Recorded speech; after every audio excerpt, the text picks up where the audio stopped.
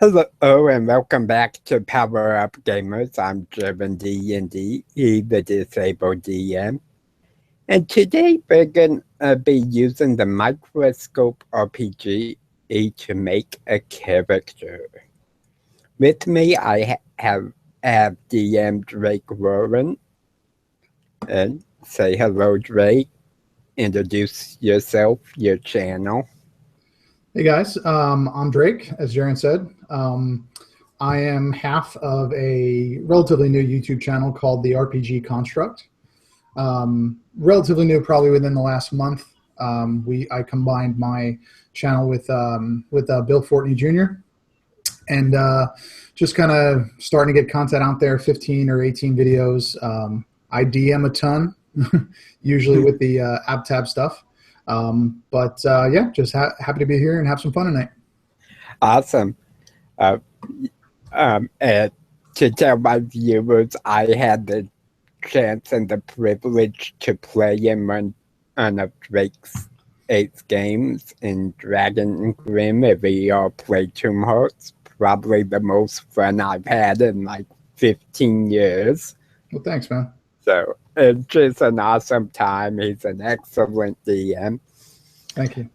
But no, you guys killed it that night, though. Like, it has nothing. When you have good players, it's easy to have a great game. All the players killed it that night. The players help. If you guys haven't seen that game, though, you should watch it. Just watching the Tome Hearts figure out the new world and things that, they're like children. It's a really neat thing. You should really check it out if you haven't. It's the whole game. At least I think we played 4.5 hours. Went a little bit too long. One of these days we're going to finish it. I promise. Yeah, it was pretty awesome, and I'm looking forward to when we can continue or to get other games going. And I will be sure to include the link to your channel in the description. Thanks. No problem. So, before we begin using Microscope, I want to give my viewers a chance to get to know Drake. Because a lot of them don't know you.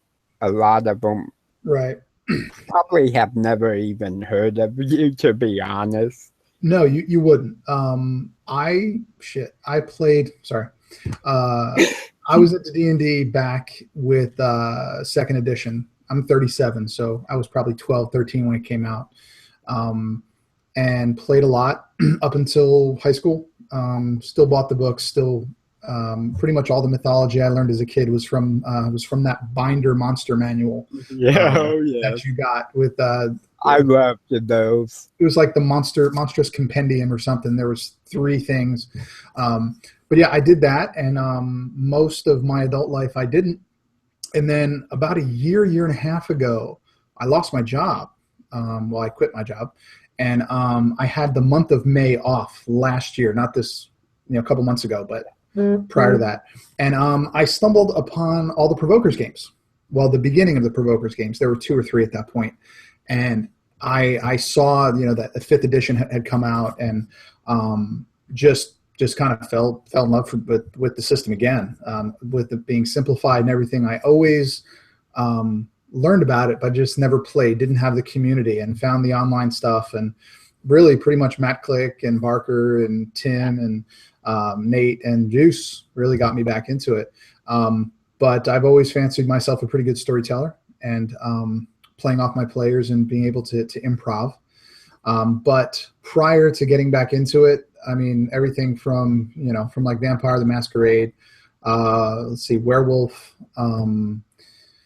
God, you name it, mainly computer stuff. RPGs, was in WoW for 8-9 years, and Shadowbane. Yeah, Shadowbane, if not many people know about that one, it was all PvP. But just really into the fantasy stuff my whole life. And 5th edition really simplified it for me. And with the online forums now, if I post a game, I'm always going to get players. And, building up that reputation for being a good DM and players having an enjoyable time just takes time. Everybody I've ever played with has enjoyed it, from what they tell me. I run 2 home games here. you know, sometimes those go well, sometimes they don't. It depends on the people that you're you know, that you're with. But just definitely really enjoying kind of building the content of the channel and giving my take on a lot of the things that are happening and tips. And we're going to be doing some you know, reviews of not just 5e, because that's what I'm familiar with, but some of the other popular games we're going to be doing too. We just got to kind of find a time where me and Bill can get together and make some of those videos. But Awesome. One thing I would definitely suggest as for your channel, if you're not already doing it, watch the different communities for questions, and then do like a 5-minute video response. with the exception of games, I don't think I ever want to make a video more than 20 minutes, because I personally don't watch videos more than 20 minutes unless it's a game. So Yeah. I try to keep it there. That way somebody can watch it, you know, quickly. Yeah, I have varying length. Some of my DM panels run like an hour and a half. But I've really been trying to cut the other videos where I'm just giving tips or giving a video response to about 15 to 20 minutes. Right. So, okay, well, I think we got a pretty good idea of who you are now. So why don't we go ahead and get it started? Sure, let's go. Now, just to tell everybody, I don't know anything about what's about to happen. I tried to get and read up a little bit on the microscope thing, but I know a little bit. So this is completely fresh, and bear with me if it takes me a little while to figure out what we're doing.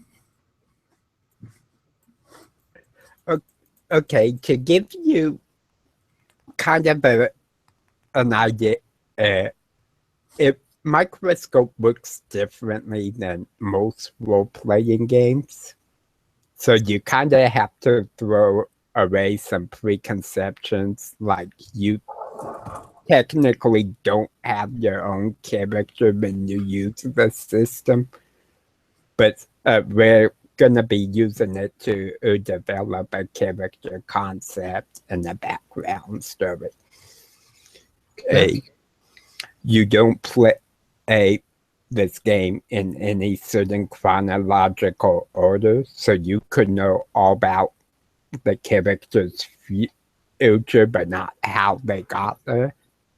Again, it will be a bit different for us. That's because of what we're doing with it.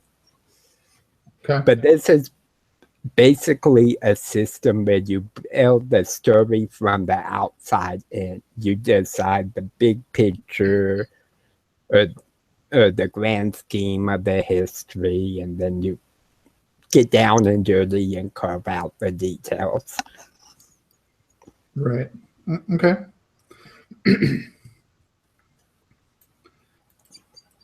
So to give even some examples of typical Microscope games, you have like humanity spreading out to the stars and urging a galactic civilizations, fledgling nations rising up from the ruins of an empire. Okay. An ancient line of dragon kings dies out as magic fades from the realm. Okay. So you can really do a lot with this. It can be basically any genre you want to play, which is really nice. Okay. Because even though I love fantasy, I love 5e, sometimes I just want to play a modern setting or a futuristic sci-fi, a superhero type thing. And so the concept we're coming up with today, is that for what type of a setting? Or are we coming up with that? we're gonna say it's gonna be basically a generic high fantasy mid-level magic, basically your typical D&D. Okay. Okay? Just because that's kind of what we're familiar with the most. Okay.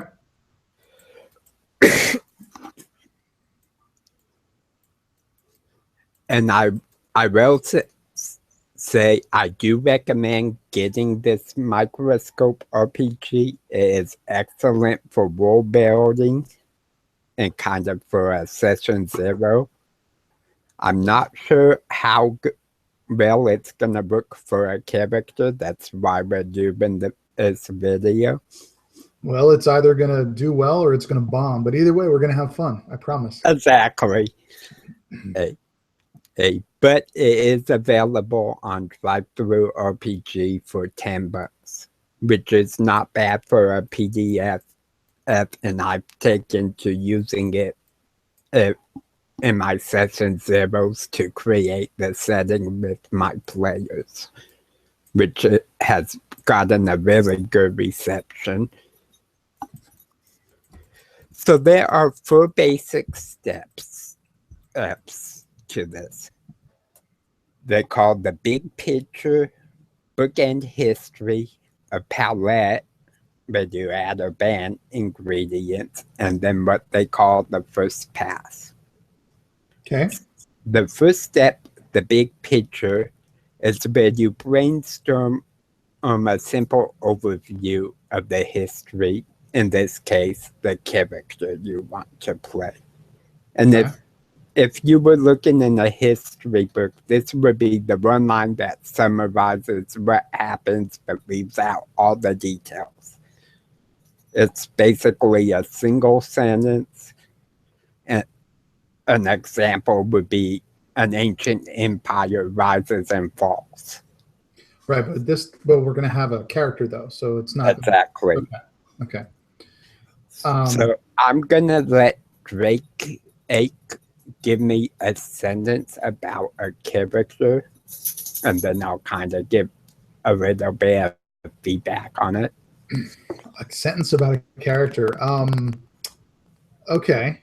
If something, like I said, off the wall, why don't something just silly like I don't know if you remember the old editions. Do you remember the Gully Dwarves? Yes, I do. Okay. The Gully Dwarves were one of my favorite things. There was a Dragonlance book called Flint the King, where it was talking about Flint Ironforge was one of the heroes, in the Dragonlance setting, and yep. he basically saved these Gully Dwarves, these scavenging, disgusting little guys, and they basically made him his king and forced him to stay there. They like tied him up and stuff. So I've always liked the Gully Dwarves. So what if we do like you can be a dwarf or a gnome, something small, something like he becomes an unlikely gnome becomes a folk hero, becomes a hero of a city. Okay. That could be like the end of what happens, but God knows what got him to that. Exactly. So, I would say something like an unlikely gnome rises is to become a hero, and then we can go into details later. Yeah. Now, normally with Microscope, you have index cards. Okay. Cards. That's if you're in person. That doesn't quite work online. So normally I use a Google document, but for some reason my Google documents aren't letting me share properly. I got plenty of index cards if you want me to write on. Sure. If you want to do that, that would be awesome. Yeah, I got them all sitting right here. So thanks to Barker, I bought a bunch of index cards for barkstorming. Awesome. All right. So what do you want me to write? So on the first one, you'll have write down big picture, and you'll write down an unlikely gnome rises to become a hero. Likely. Okay.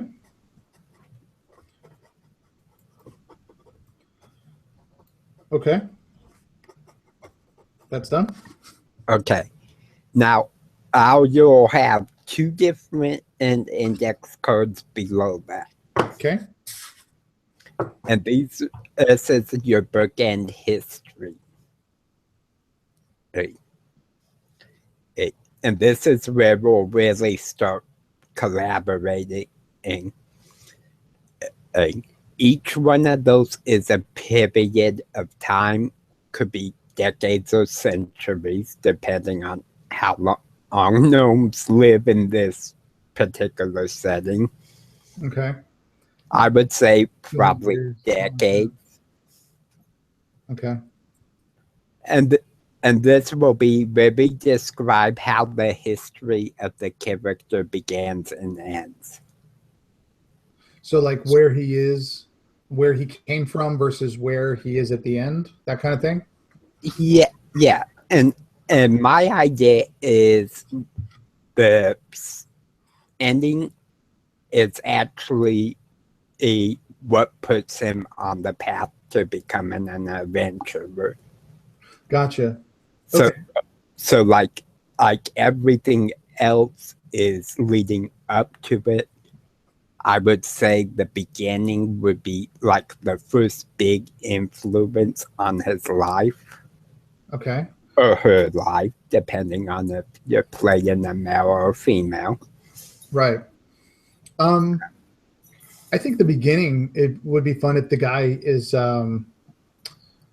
like, if it basically if he's a screw up, like he's typical gnome tinker, Okay. maybe tried a bunch of different things and he just screws up at everything, breaks things, blows things up, hurts other people, just one of those outcast types. Okay, so how about we do his starting period where he's an apprentice Okay. to a tinker and he's messing everything up, like you said. Okay. So I would just write down something like his apprenticeship to a tinker or master or a tinkersmith or Right. Something. however we want to word it. All right. Okay. And then the ending period, what puts him on the road to becoming an adventurer? What if in one of his screw ups, he was, again, just shooting from the hip here. What if he was like, in one of the things that, he was asked to watch the shop for a while or something like that, and he took something that maybe he shouldn't have, and he just happened to be in the wrong place at the wrong time, and this thing, he put it down and this thing exploded, but something was going on that he had no idea of, and that explosion basically like made whatever else was going on work out. Like somebody was being chased or something was attacking something, and that explosion actually killed it, or gave, or knocked it down and let the police or whoever, get advantage. Like it's I like that idea for like an event and or something kind of in the middle. okay. Like what? What do you think? I'm thinking something. Given he's been a screw up all his life, I would think he would be an outcast for a while. Right. And Like then an urchin type. Yeah. Then something would occur. Maybe he got in trouble with the law, and was basically ordered to accompany a group. And that's kind of what sets him into that initial session 0. Well, I think, you could go with that group. You could go with the idea of that group, but maybe it wasn't that he got. You could actually tie both of those together. What if he got, he did what I said, like he something exploded or something broke, and Yeah. that helped this group or helped something, and then he basically became like, oh well, he did this, he should go with you guys.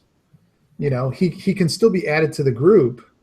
Yeah. But like I want his screw up to be taken like it would be fun if it was taken the wrong way. Like people thought he did it on purpose. That's why Yeah. he's like an unlikely hero. Yeah, I like the idea. I'm just kind of thinking time span because I kind of picture him becoming an Avenger but several years down the road. Right. Maybe he's just really good at like things of opportunity, taking advantage of what's presented.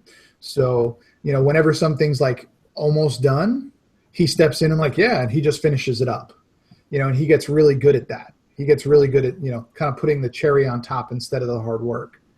I like that. So let's say the ending period is he sees an opportunity a to better his own life by accompanying a group.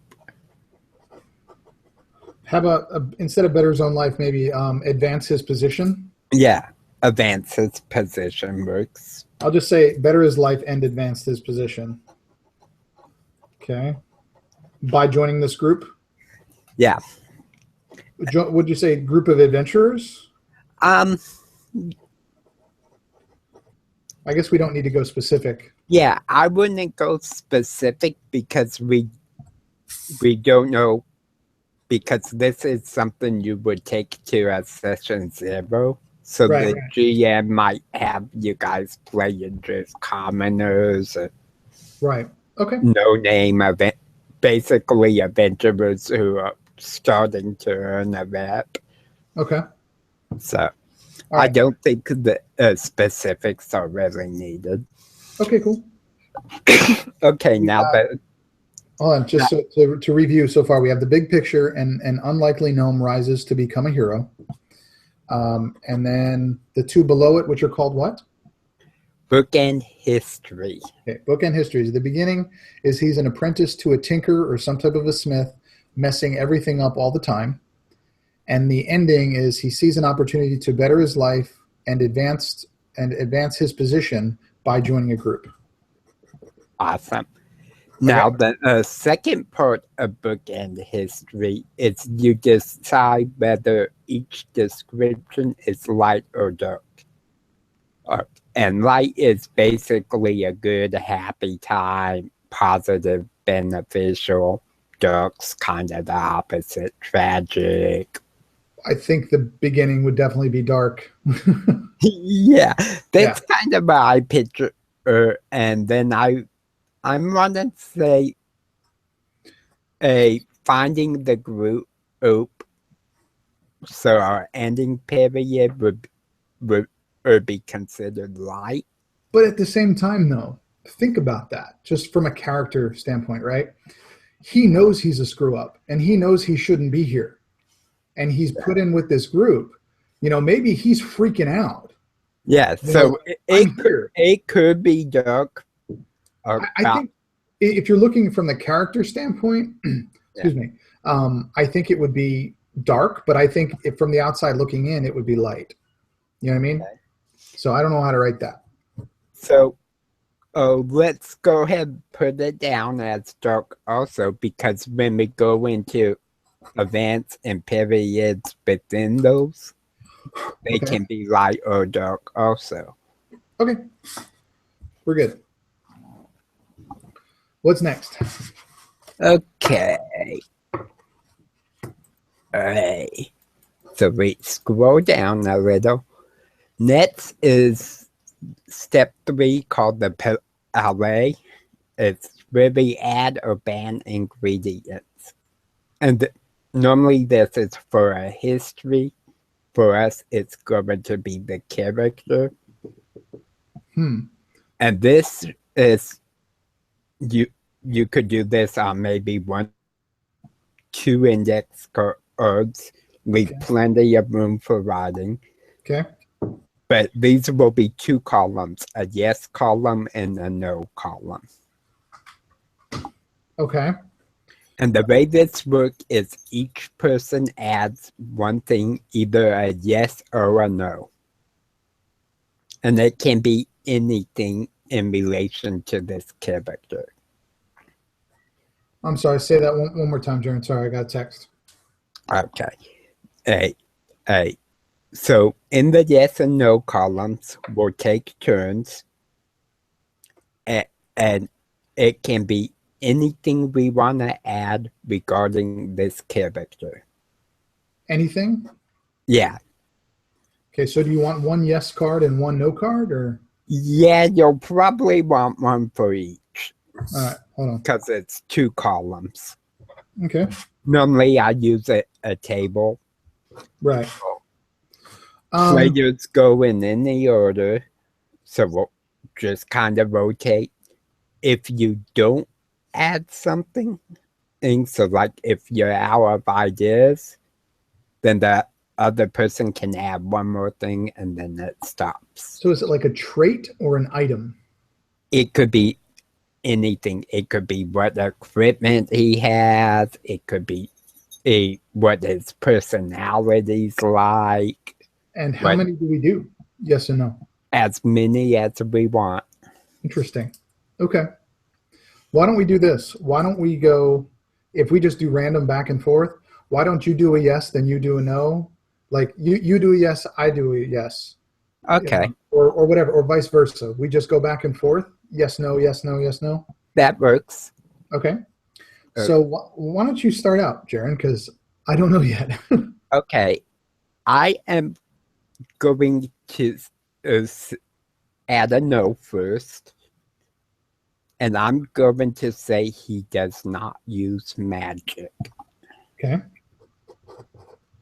So he's straight like tinkerer, fighter, rogue, something along those lines. Okay. The yes on my side, I'm going to say that,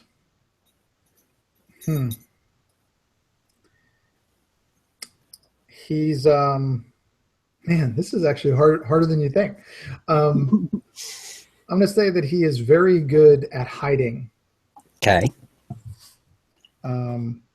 Again, more roguelike, but not hiding like with the intention of hurting, but like, I'm scared, run away. Yeah. Okay, so why don't you do a yes next? And I would put in parentheses there, maybe that he's a coward. Excellent. Okay. All right. Okay. Why don't you do yes? So I will do a yes, and I will go with something you kind of talked about out, and I will say he screws everything up. Okay. But in parentheses is, I want to say like maybe 75% of the time it actually works out to be a good thing. Even if he didn't intend it? Exactly, even though he didn't intend it. So like you're saying that like he has these skills, when he screws up big. Exactly. That kind of thing. So like maybe he's in a dungeon and triggers a trap app, kind of like the Indiana Jones and the boulder. Right. And then everyone has to get out of the way, but the boulder smashes into a wall and reveals a secret room. Right. Okay. So it's like he's lucky. Exactly. He's lucky. Okay. So like he's okay. So okay. A no. let's see. What about he is not?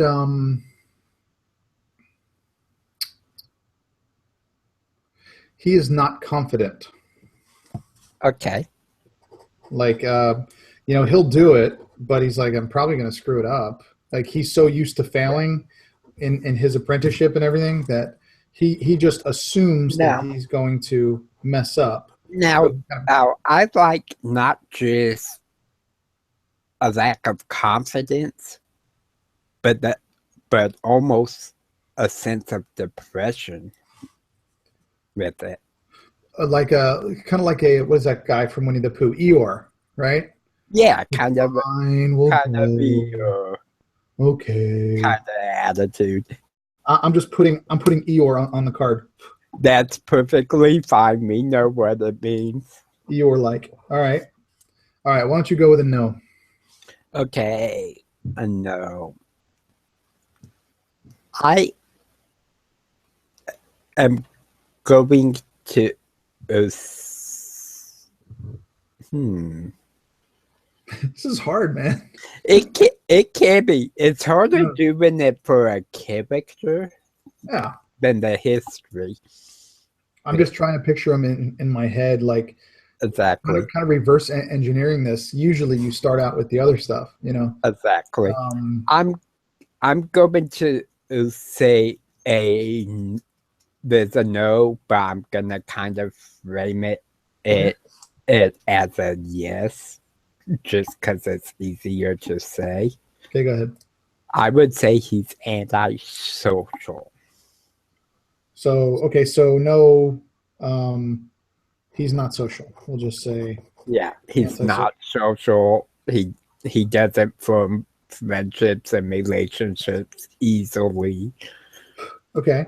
Then with that, I'm going to put a yes, saying he's very superstitious. Oh, nice. Which is not normal for gnomes. They're more mechanical and logic and stuff. I think he's very superstitious. Like he has a certain way of doing things in a certain order, maybe a little OCD. Exactly. And that may add to that antisocial behavior. Okay, it's your turn for a yes. Let's try to get at least 5 each. So okay. Each of these. I am going to say yes to him being a rogue type character. Okay. Simply because I think that kind of fits what we've already came up with. Okay.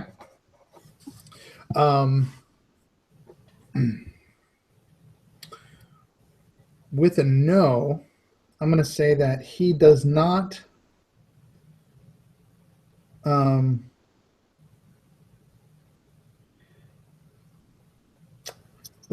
want to be like, he doesn't have remorse if he steals something. Like he's kind of a sociopath. That's kind of what I'm thinking. Okay. He just doesn't have remorse because, hey, I need to live. I need to eat. He does what he has to do. He doesn't have that exactly good and evil thing that has to be done. So, I would say no moral code. No moral code. Okay. Would be how I would do it. I don't think he's, at the same time, I don't think he's evil, though. No. No, that just means he doesn't see things in black and white. Kind of.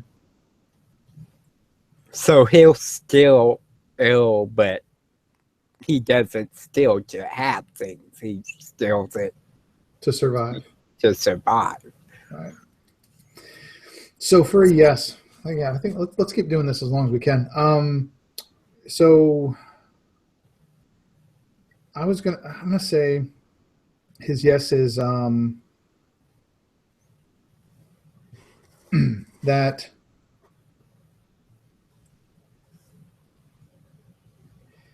I'm going to say that he has a family. Okay. And of course, we can flesh that out. Right. It's just generic. He has a family. Okay.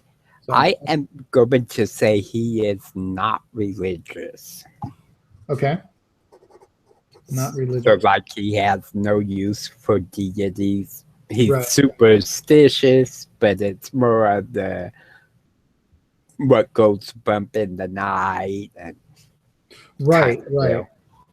deal. With a no, I'm gonna say that he. I'm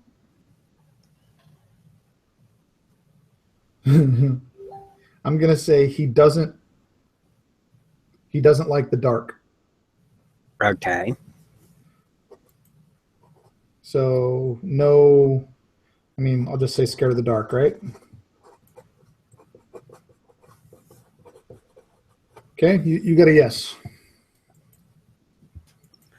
I am going to say he is fond of the finer things in life, even though he's never really had them. Maybe he thinks he'd be fond of it. He hasn't really had it. Maybe Yeah. he thinks it. Yeah, so it's kind of like, oh, I would love to be wearing fine clothes. Yeah, he Have sees that. He sees that have a people. feet. He's envious of them. Would it be envy or jealousy? It would more be envy, because I would jealousy say involves you. envy. Yeah, envious. Okay. Um, a rogue that's scared of the dark. That's funny. Yeah, we come up with all sorts of weird stuff. Yeah, no. It would be an interesting play. Like he would stealth, but he knew he had to, but he didn't want to. So he had like a weird, um, routine that he had to do, Exactly. before he got there. Some superstitious thing. All right, let's do one more of each. I'll do one yes, you do one no. Okay. He is. Let's see. Oh, hold on a second. I think my children are coming to say good night. Oh, hi guys. Good night, babies. Good night. Oh, sorry. Good night, baby. I love you. Sorry. Say bye to everybody. Wave. Bye, guys. Go to bed. Go to bed. Sorry. Sorry about that. Problem. It's bedtime. I actually had someone messaging me because we're supposed to run a session tonight after this. Yep. Yeah, I know. You said we need to be done in like an hour and a half, so I'm making sure we're do that. That's why I started early. Okay. So yeah, I completely lost my train of thought. I'm gonna say I want to say something about his what he's good with, like what Okay. like a weapon. I'm trying to think what weapon he might be good with. But he's not. I'm gonna say he's adept at improvised weapons. Okay. Because there's actually in the DMG or the player's handbook, I forget what it is, there's actually a section for improvised weapons. Yeah.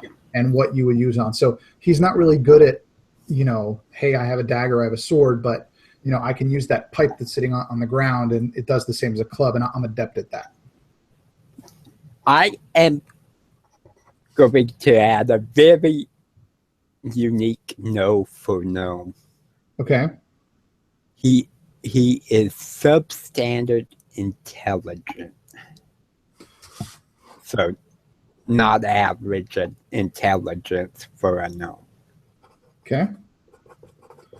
Because I kind of like the idea of almost the village idiot. Right. Like screw up. Screw up. That kind of character. Right. No, this is actually coming together pretty well. Like, and most gnomes, when you play them, they're always the scholarly, smart type. Yeah, I mean, but honestly, this is a really good way to flesh out a character. I've never done it, and writing these yes and no's, I mean, just with what we have here, it really creates kind of that. Yeah, this is cool. Okay, so we have 7 yeses and 7 no's. Is that good? That is good. All right. So I'm putting those over there. So step 4 is going to be what we call first pass. Okay. Now, group decisions are over. So now when we do something, it's like each person is basically a GM here. So this is going to be kind of interesting for Drake. Now, in this section, you take your bookend history. Okay. And you can make a period that goes in between them, an event that goes below them, and there can be a scene that is included. And each of us can do this. Okay. Normally, we have a certain focus.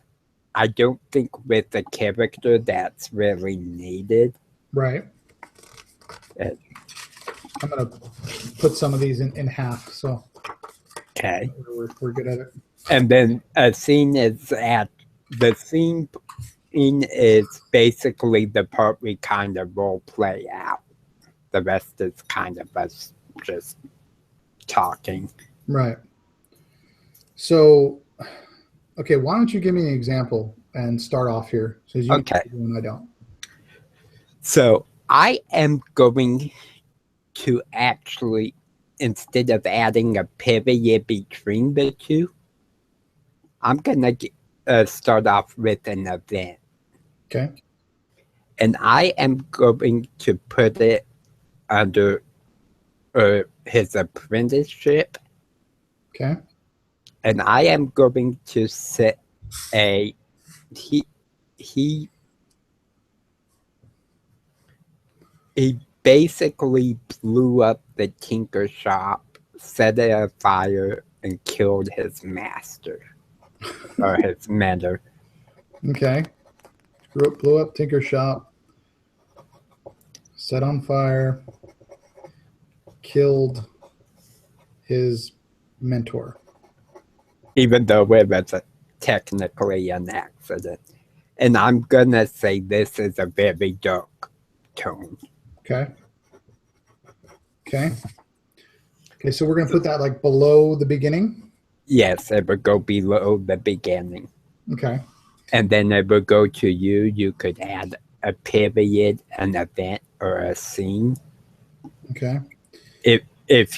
If you were to do a scene on the event I just did, it could be, what did he do that blew up the shop? Right. Kind of deal. I'm going to say that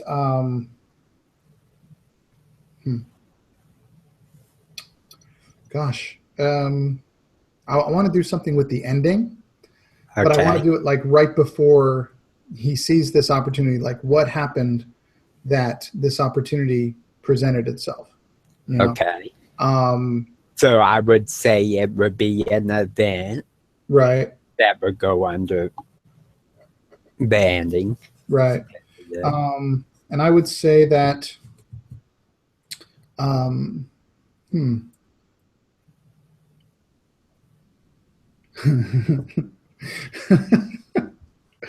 Wait. Use that DM noggin. Well, yeah. Well, what I'm thinking is to to add to what you did, right? If I could add to that. Okay. I'm just thinking that maybe he blew up the tinker shop and set it on fire. And you know how in most cities or towns, all the smith areas are together. Yeah. Maybe that fire destroyed everything and killed multiple people. Could be. And he didn't, they didn't know he did it.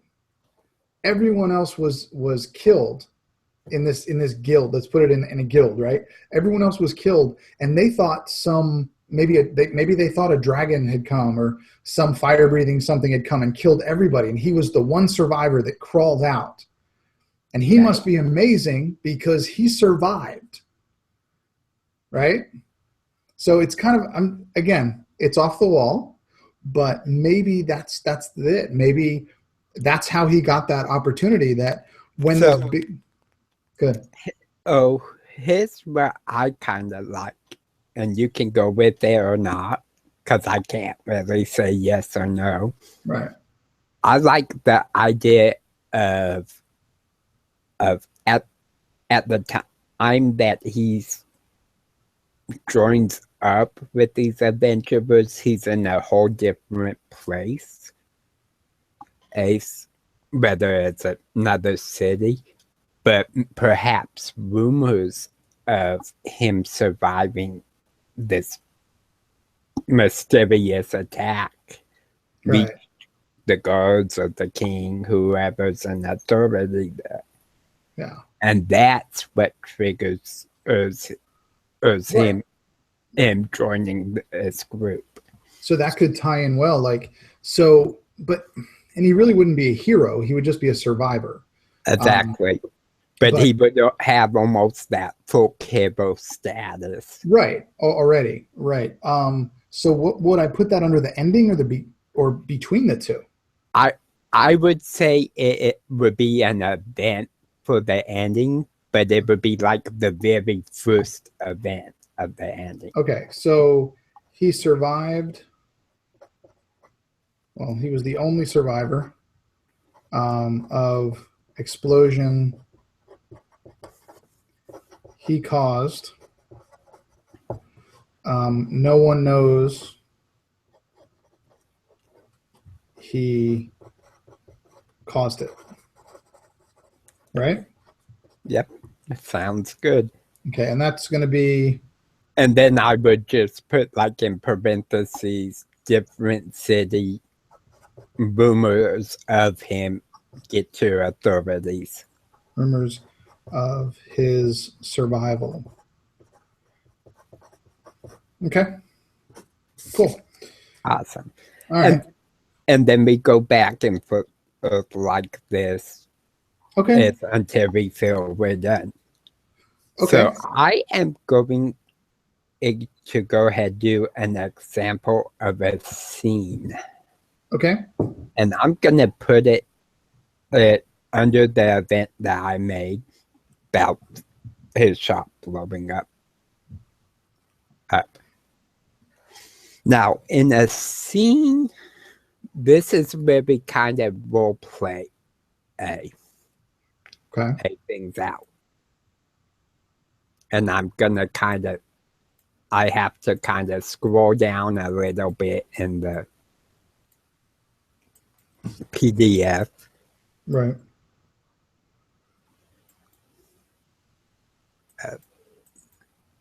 Okay, describe. Oh, and we're supposed to be saying that these are light and dark. So far, I think everything's a pretty dark. Yeah, but he's afraid of the dark. Thing. Okay, making an event.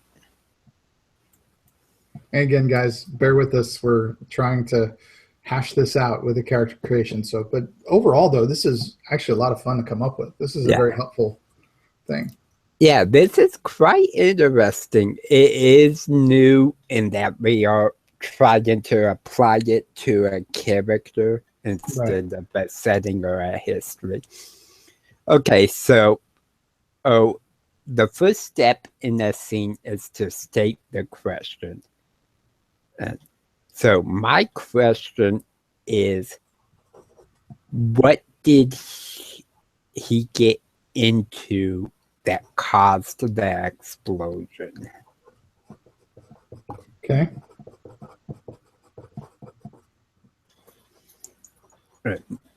And we know to which event it will belong.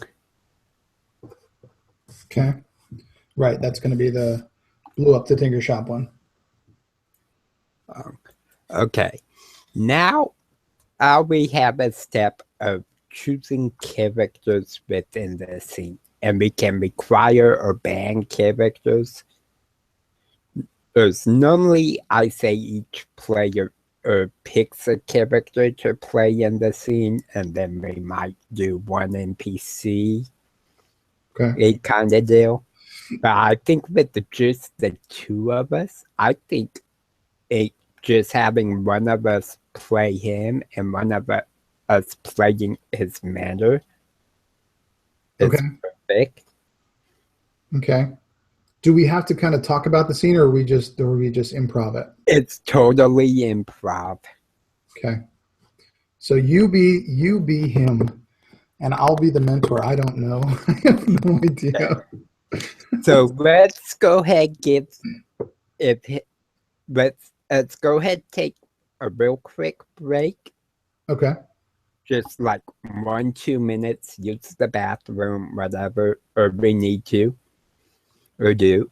And when we come back, we'll give him and his mentor a name, and then Okay. we'll kind of dive into the scene. Sure. I'm just going to talk out loud while you're gone. Okay. Think out loud. Yeah, so what I'm thinking for this mentor, I'm thinking it has to be something kind of volatile that could explode, right? So it's not going to be mechanical. It has to be some chemical or, he's making some type of machine but there has to be, I don't know, maybe he's, flipping through his book, the masters, their mentor schematics, and he doesn't read it right because he's not that smart, or he skips a step, and something like that. But yeah, I really don't know what could create that much of an explosion. I'm thinking like from Game of Thrones, like the wildfire, like Greek fire in ancient Greece. Some type of a combination that just keeps burning and you can't put it out. Water doesn't do anything; it just spreads it like grease. Something along those lines. I'm not really sure, but this is interesting, by the way. If very interesting way to flesh out a character. I think because we had no idea. I just like gnomes, and I think they're fun. But just coming up with these things just off the top of our head, it's really interesting. It's time consuming, but as a GM though, if your characters just aren't sure, he's not sure what he wants to play, blah blah blah, this might work out really well. Anyway. Okay, I'm back. I caught the tail end of what you were saying. It's definitely an interesting way to develop a character concept. Right. So, yeah, I came up with something. I don't know the specifics, but like I said, shoot from the hip, and exactly. We'll figure it out. So I am going to name him Locrius. Locrius. Yes. He's not blue. He's not a Smurf. Locrius. Just because I think that's a good name. Wait, okay. Can we spin it a little bit and change it, like not the low, but Locrius or Lecrius? Yeah, sure. Just something, because there's already a Locrius, and there's only one Locrius. I mean, come on. I doubt Locrius is scared of the dark. I don't know. Yeah. No. But yeah, we can put a spin on it. Okay. I just think that's kind of a cool name for like a gnome. Do you want a last name? Nah. Okay. I don't think him and his mentor would really use last names. In fact, his mentor would probably call him boy. but we shall see. Okay, I'm going to say that his master, his mentor, let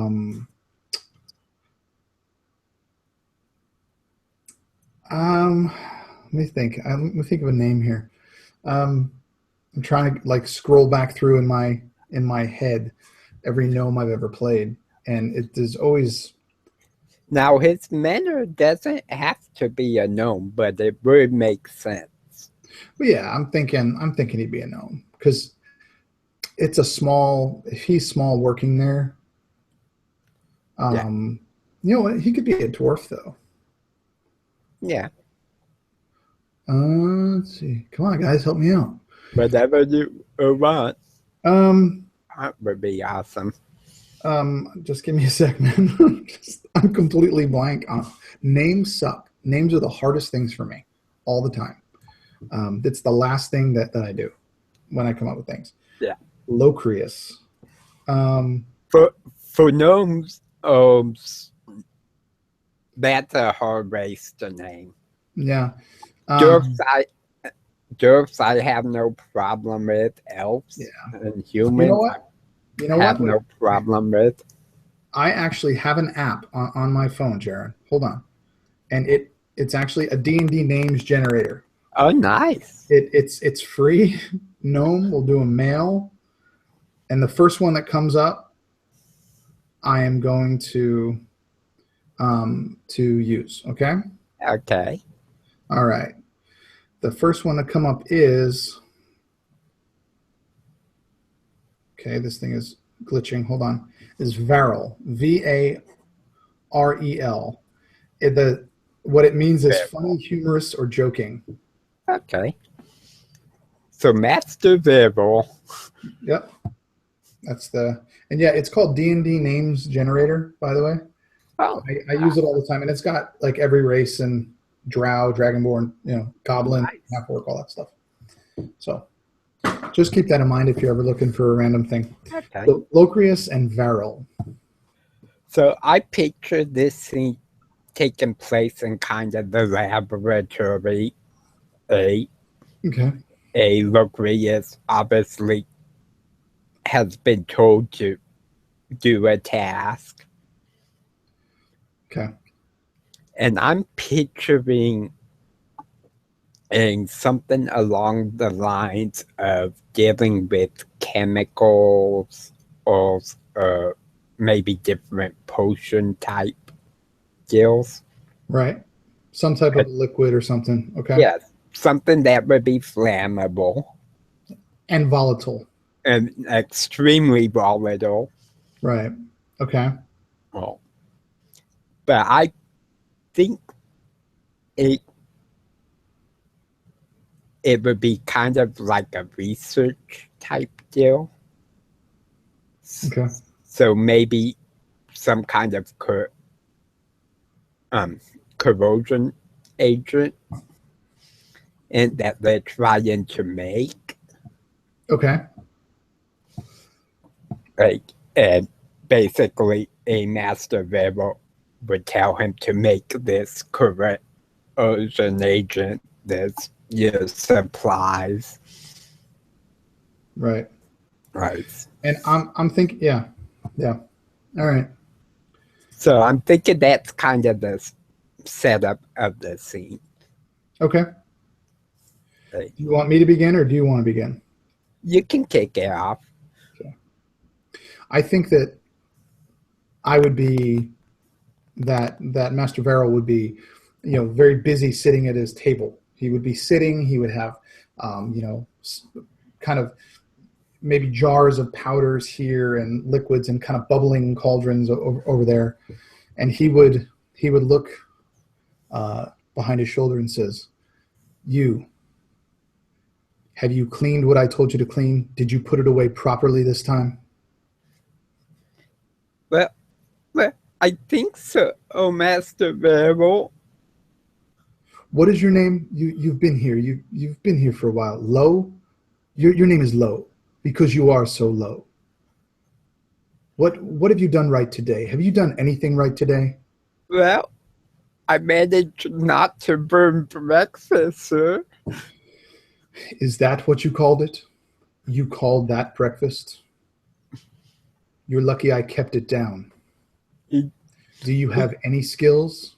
He kind of upset the ground, looks down, kind of ashamed, goes, well, we haven't figured out what I'm good at. But I do try, so certainly that's got to count for something. Try. Yeah, you try to make money and support your family on try. How long have you been with me? And you're still just a lowly apprentice? Low the apprentice. And he just kind of shakes his head and just in disgust. And he said, and he'll point and see, you see this black powder? This needs to go in that jar, right in front of it. There's the red powder right in front of me. That needs to go in that jar. Leave the blue powder alone. Don't touch it. I have to go take care of something. Can you handle putting the powder into the jar? Yes, sir. Are you sure? Do I need to write it down? I'm positive I can do this, sir. Okay. And as he stands up, he just kind of looks back and he's just shaking his head, and he just kind of mumbles up, under his breath, just useless. And as he does, the robe that he's wearing, that this kind of elderly gnome with a beard, but it's kind of braided up, almost like a dwarf, but not really. But it just so he doesn't get into his stuff. As he turns, his robe kind of hits the powders, and as he turns, they all mix, and it just on the table. And he turns and he walks past you, and he pauses for a brief moment, looks at you, and just rolls his eyes and slams the door behind him. Okay, Aquarius would go and scoop the powders into the jars, obviously spilling some all over the place. But now remember, when he left, his robe mixed all the powders together. Exactly. But he still would be trying to do what he was told. Right. Oh, I imagine he's stumbling down, knocking over someone as he's doing this, and Right. making a general mess of this place. He's knocking over the blue powder that he was told not to touch. And I think having that kind of mix in. And then as the blue powder kind of got more, you would see kind of a reaction. I think he would notice it kind of, maybe not bubbling, but little, maybe like tendrils of smoke coming off of it, and that they were starting to get thicker and thicker. And what would he do? What would he do when he saw that?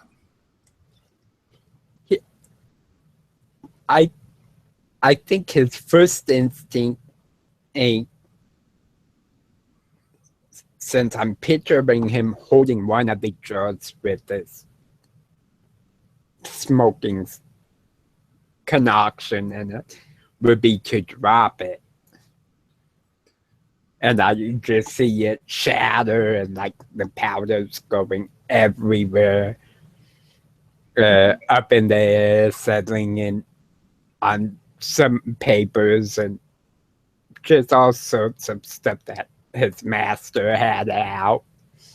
And as I think as he's doing this for a few minutes, you see him kind of, just kind of going nuts, trying to, pat it out. And I mean, would he be touching it? What he be doing?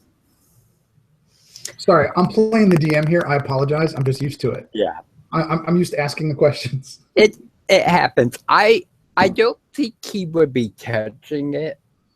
I think even though he's not a really smart gnome, I think he would understand that these are dangerous things in the laboratory.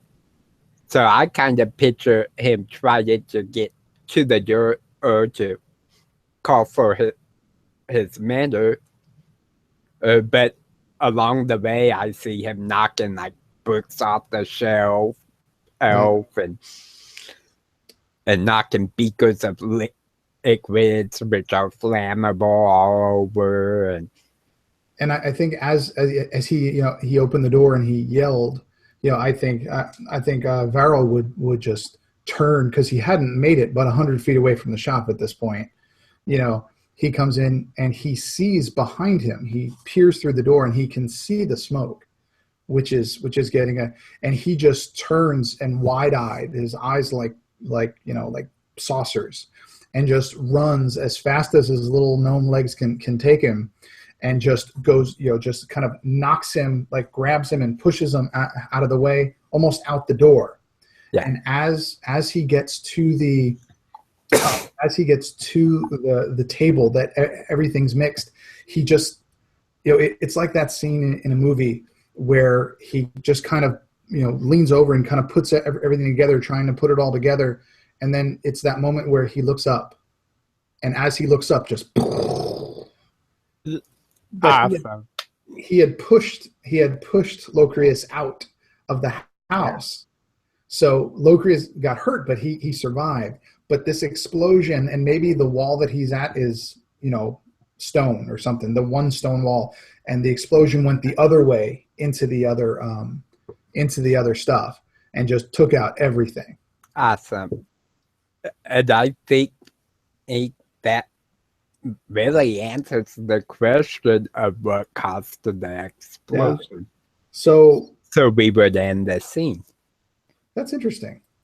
I like it.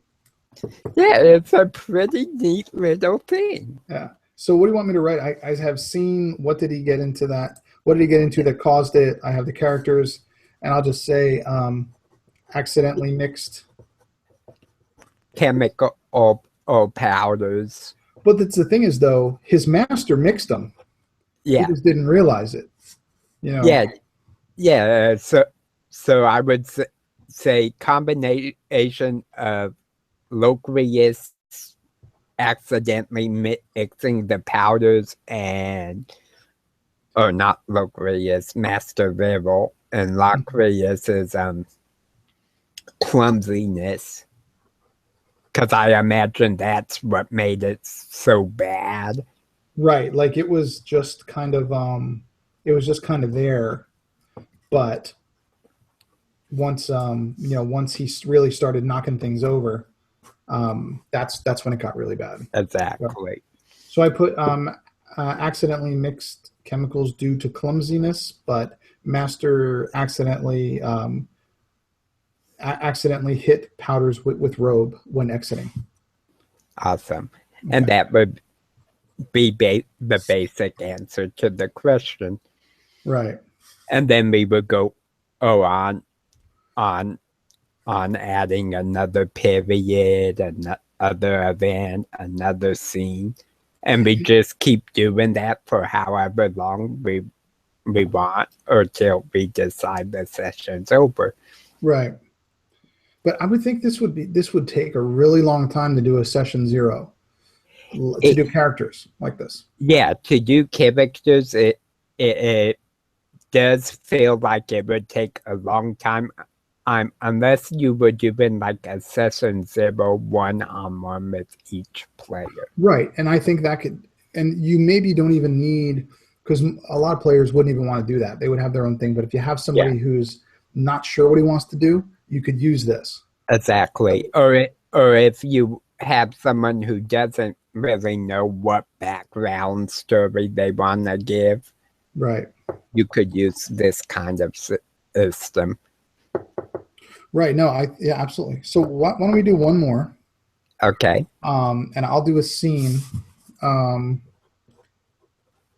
And we'll play off of, he was the survivor of the explosion. No one knows what caused it. And again, you play Locrius again, because it's the easiest way. And maybe I'm imagining, he's gone to this city and they need maybe this city has an issue with, maybe it has an issue with a dragon, and that the outskirts of the town have been attacked repeatedly, and the rumor is that he was the only one to survive a dragon attack. Okay, that works.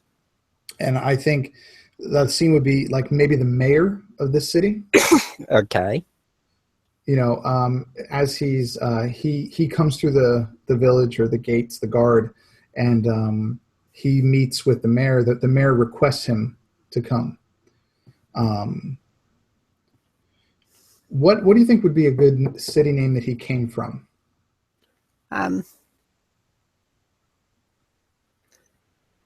That he came from. It could be something cheesy. It's for the purposes of just, like Cogsville or Smeckville or I I like Cogsville, actually. Cogsville? Okay. Yeah, a small itty bitty village of gnomes that Right. are basically tinkerers. Right.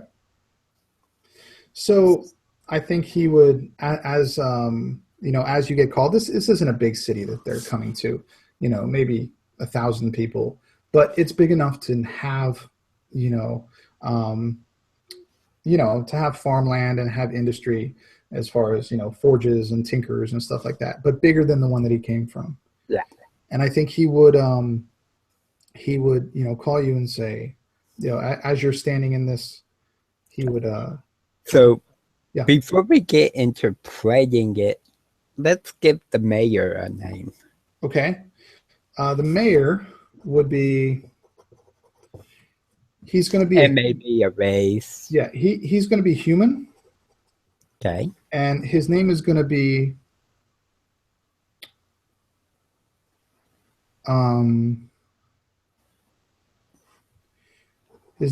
Reginald Okay. Forte, Forte, So Mayor Forte. the third. Okay, awesome. But I'm sure he would just probably go by Mayor Forte. Right. Yes. He would be very proud of his family, and Yeah. they've been mayors for generations, and blah, blah, blah. Awesome. So he'd be a little snotty. And what else? I need to come up with a question, right? Yes. Basically, what question do you want to answer regarding this event? How was Locrius given this opportunity Okay. to join this group? And we kind of know it will relate to the rumor of him surviving the dragon attack, but we don't know exactly how yet. Or how about what was the opportunity? How about that? Yeah, what was the opportunity? Yeah, what was the opportunity? Because that would play into him wanting to better his own position. And Right. So, okay, so what was his opportunity? All right.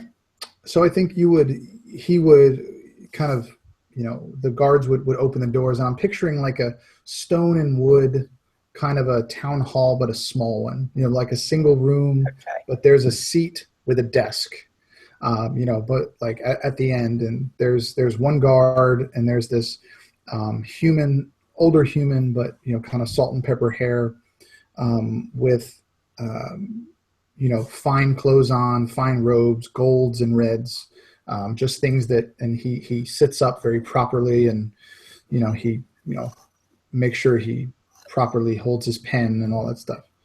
And I think he would look up to Locrius and he would say, "You, please, come forward."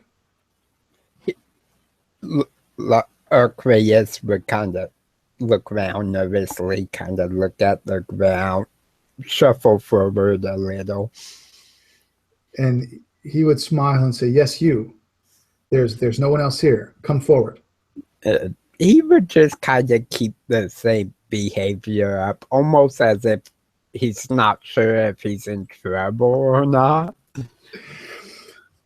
I think he would say, "You are not here because you've done something wrong. In fact, I think it's because you've done something right. I am Mayor Forte the third generation mayor in this village." Locrius would look up as Mayor Forte. He said he did something right, almost in surprise, like, me?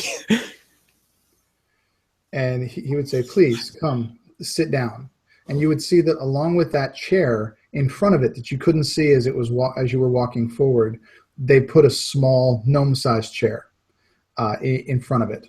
And there's little steps, that he can get up into it from there. And he would stand and say, "Please," he would extend his hand and say, "Please sit down." He would go to try to sit down, and I imagined he would knock over the chair and have to ride it and try it again, and eventually he'd get up there and sit down. And he would say, "You are Locrius, correct? Goes, yes, sir. Uh, Are you the same Locrius from Cogsville?" he kind of frowns, then shakes his head yes, almost as if it's a bad memory. "You're the one who survived the attack. You're the one that survived the fire." He goes, I survived the fire, yes. You see, your reputation precedes you. We've had similar incidents, and He gets a little bit nervous at this. This is just like and the mayor says, "You don't have to play coy. You need not do that with me. We're all friends here. But I think we could use your help.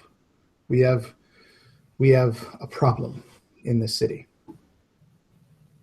a problem, you say?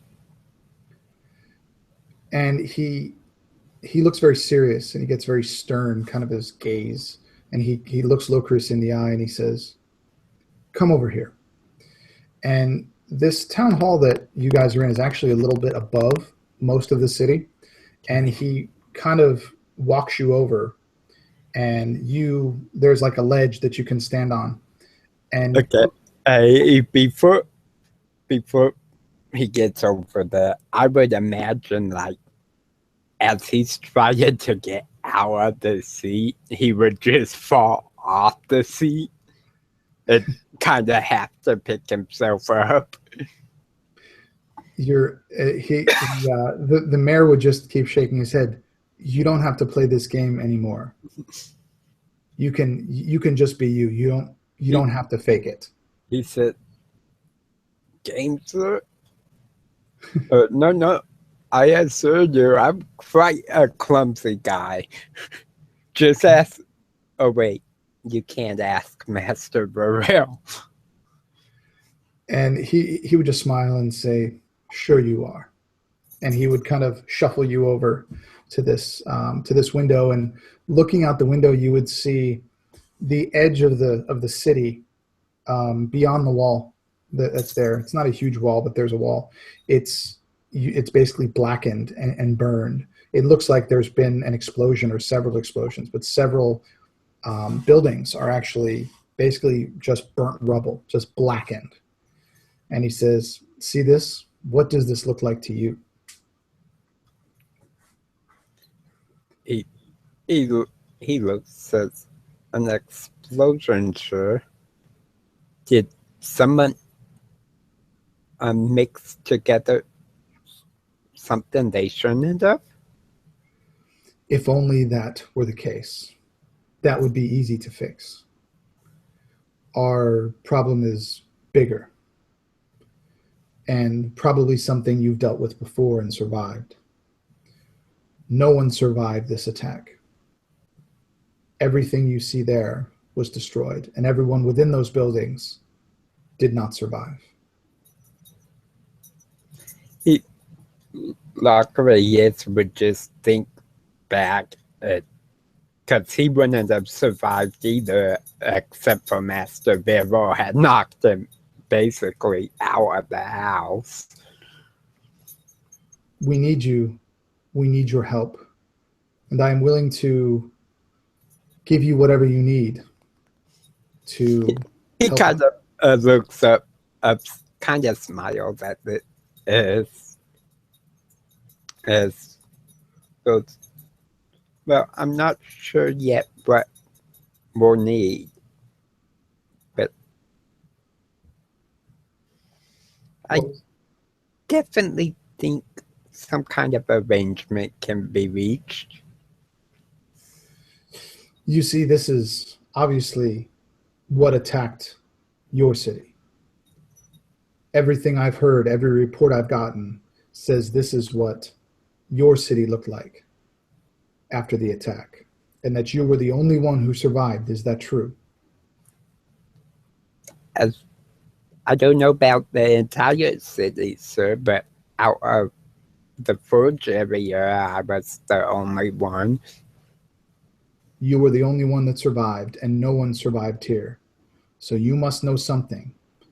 You must have some knowledge that we don't.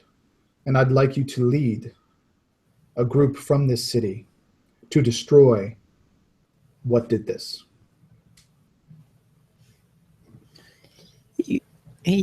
He nods, says, I will have to meet with this group first, although I'm really not fond of people. They will do what you tell them. This isn't for fun.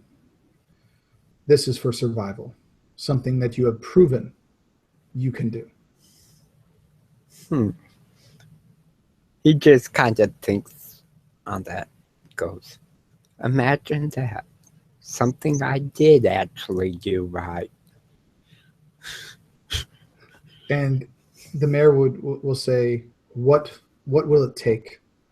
What do I need to offer for you to do this, to save this city?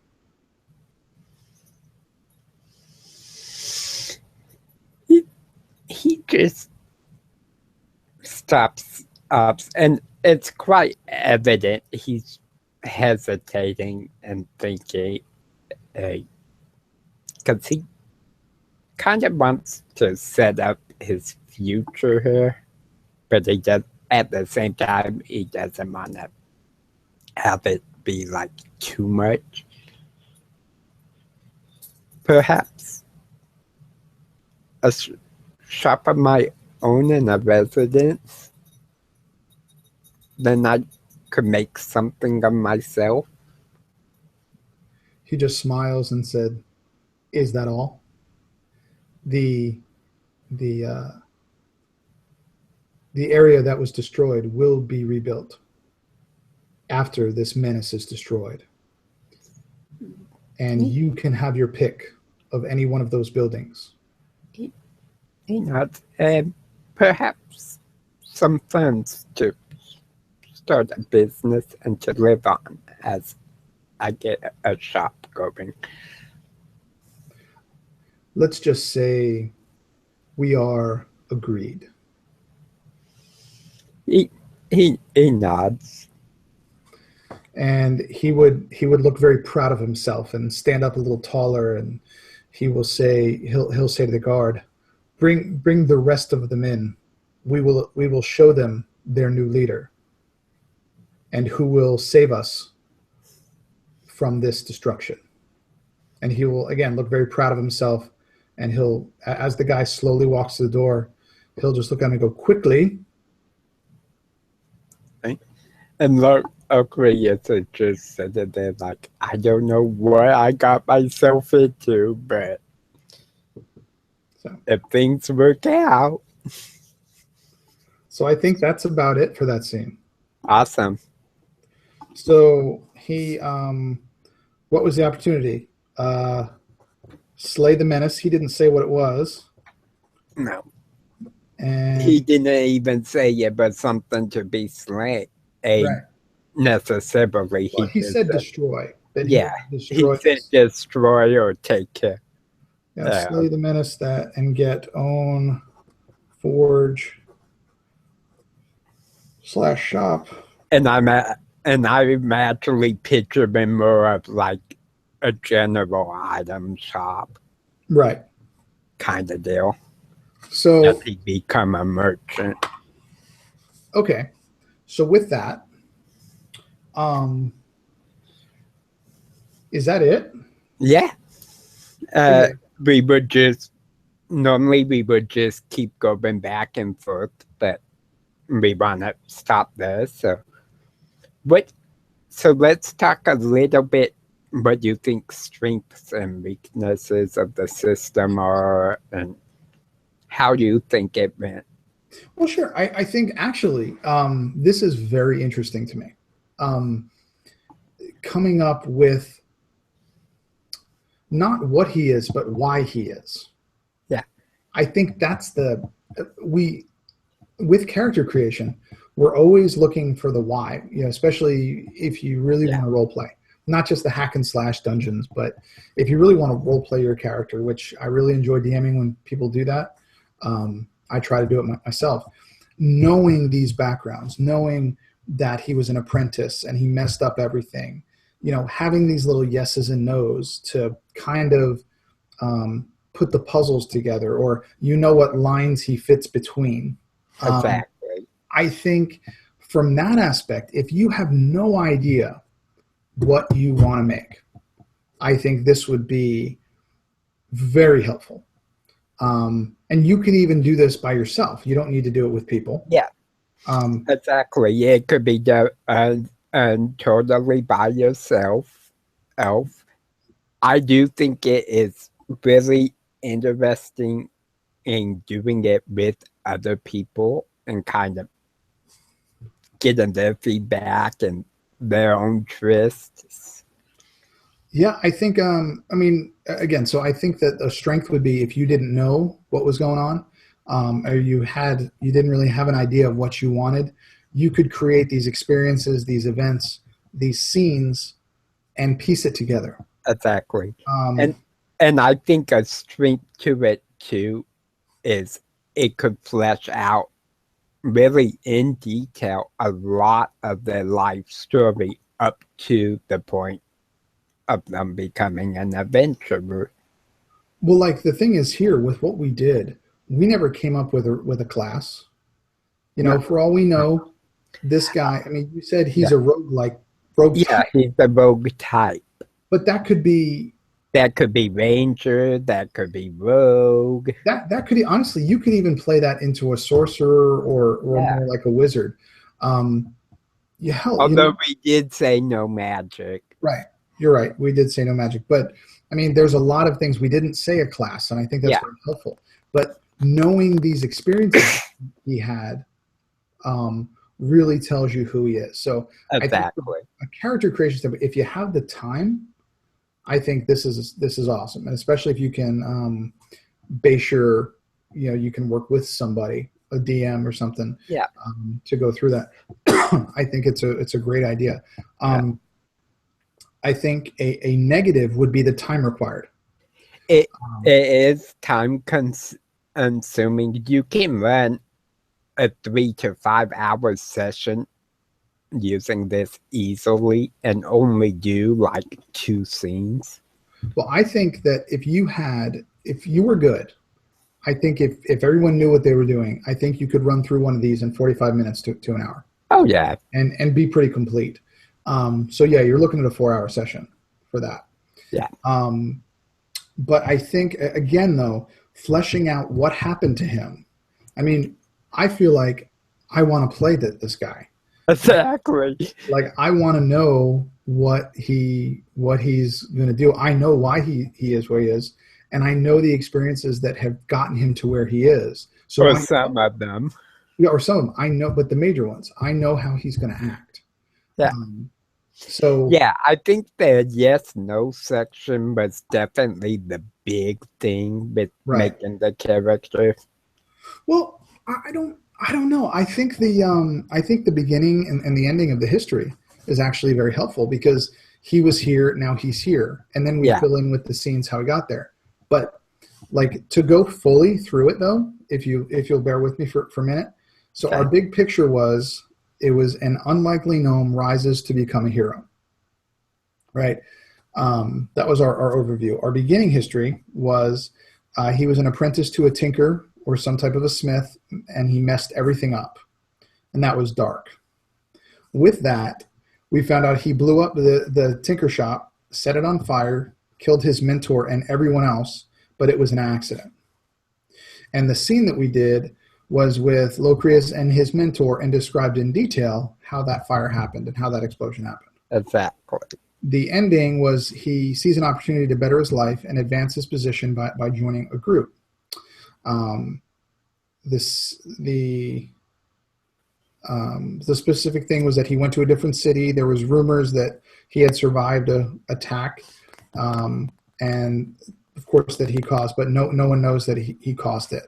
And that when we went through the scene, he went to the mayor of this city, and the mayor offered him pretty much whatever he wanted to destroy whatever was damaging his city or burning it down. And that he had to lead a group, and he was promised a forger, a shop, and money. The things that this particular character is, he's very adept at hiding. He's a coward. He screws up a lot, but even with screwing up, about 75% of the time it works. He's very superstitious. He's a rogue type. He has a family. He's very envious of the finer things and envious of people that have the finer things. He's adept at improvised weapons. He does not use magic. He's not confident, very almost depressive, like Eeyore-like. He's very antisocial.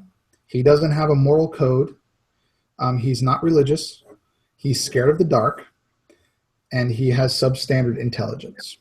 And some of that came into play, some didn't. Right. But that was 2 scenes. Exactly. It still tells you what it is. So it's only a couple periods, only like 2 events. I feel like that would be a very playable character. I mean, we'd have to actually do the sheet, if it's 5e. You'd have to do exactly. You would and take this to like a session 0. Hey, here's my character concept. This is what he's about. Yeah. This is what his personality, little bit of his backstory. Yeah, and then you would do the normal 5e character creation. And we can do that we could do the same system for a one-shot, right? Or like a campaign. Yeah. Okay. What I'd like to do, Jaron, maybe not this week or next week, but whenever we can, I'd like to do the same thing and just come up with a one-shot idea. And then I'll actually run the one-shot. Okay. Yeah, I think we could apply this to coming up with ideas for one-shots. Actually, this could be making magic items. Wait, but look, this could be a one-shot if the group was the one-shot group. Yeah. I could use this story very easily. Oh, yeah. I just thought of that. Anyway. One thing I will say, and I have noticed in doing the setting in history bit, it is doing scenes that are kind of confrontational, more combat type scenes. Unless you have players that are really good at playing off of each other, it doesn't work very well. Right. Well, you know as well as I do, a DM is only as good as his players. Yeah. And that's basically because in Microscope, there is no system for combat. Right. But the microscope system is for creating the scene. Exactly. Not for the actual battle mechanics. Exactly. It's more of a, yeah. Like I said, I didn't understand it at all. I feel like I got a pretty good handle on it. I'm probably going to go now and buy it as soon as we get off here. Awesome.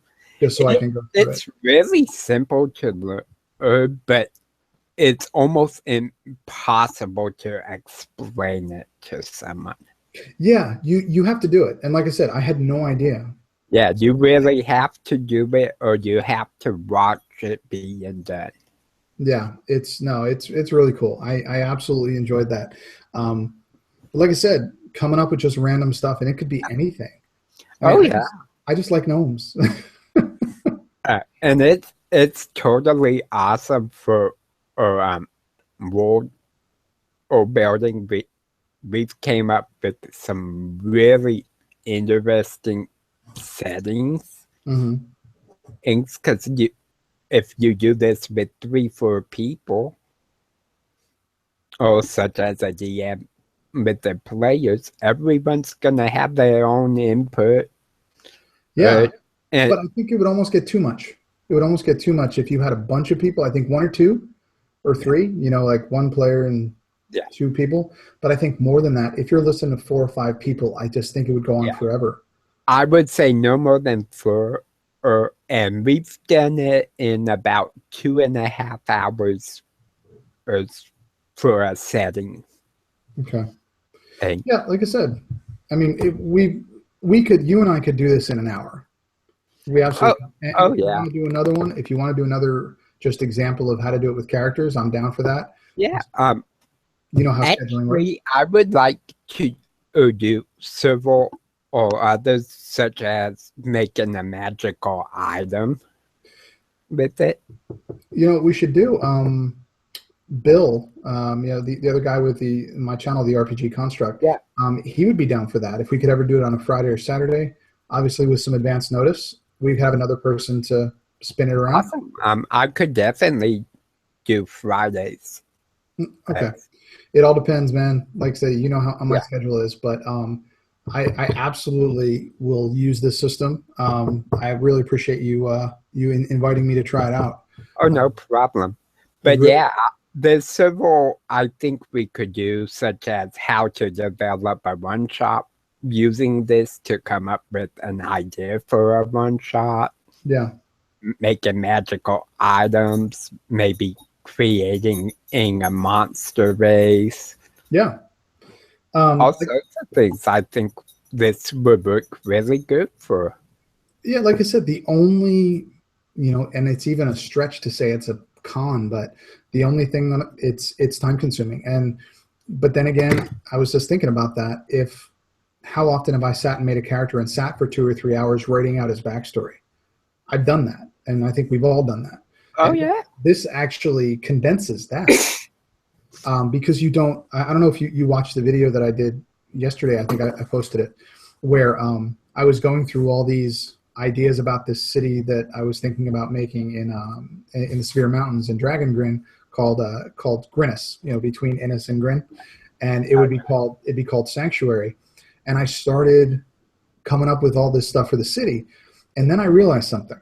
I was thinking about it. Got to the point where I was thinking about leadership and Yeah. the military and how the walls were built. And then I thought, why am I doing all this stuff? My players won't give a shit. Like, Yeah. they need to know that it's bad outside and it's good inside, and that's it. And Yeah. I spent 2 hours writing a history for a city that it doesn't matter. So Yeah. And it's totally fine having bits and pieces. It's like I personally would be like, okay, what kind of architecture is there? What right, does it look like as we're passing through? right, Oh, but I wouldn't care if it was made from black marble from the right. depths of the Severe Mountains, or Exactly. the It just Jordan makes sense. heavy marble, or Yeah. But yeah, it was just. But no, I absolutely think I'll get this and I will use it for sure. So that's really the only con. Honestly, it's a lot of fun. I think for all of us, just being creative and kind of bouncing ideas off of each other. So, yeah, um, definitely.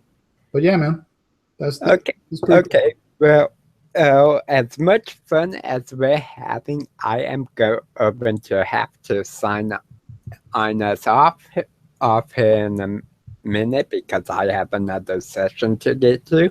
Absolutely. So, if you want to kind of plug your channel, Yeah. Yeah. Again, guys, this has been Drake with the RPG Construct. If you kind of liked what you heard tonight, of course, like the video here for Jaron. He's going to have my YouTube channel down in the comments, so check that out.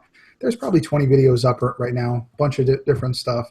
But just take a look at it, and if you could subscribe. We're trying to build that base up, and I'm going to keep pumping out the videos and doing a bunch of games. And if you see me post an interest post and you want in, come on down. I run games probably every 2 weeks. awesome. Hi, Darren. Well, thanks for having me, buddy. Oh, no problem.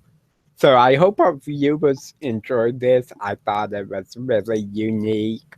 It gave us a lot of fun. I enjoyed having Drake with us as a first-time guest to the channel. And until next time, may the dice always roll in your favor.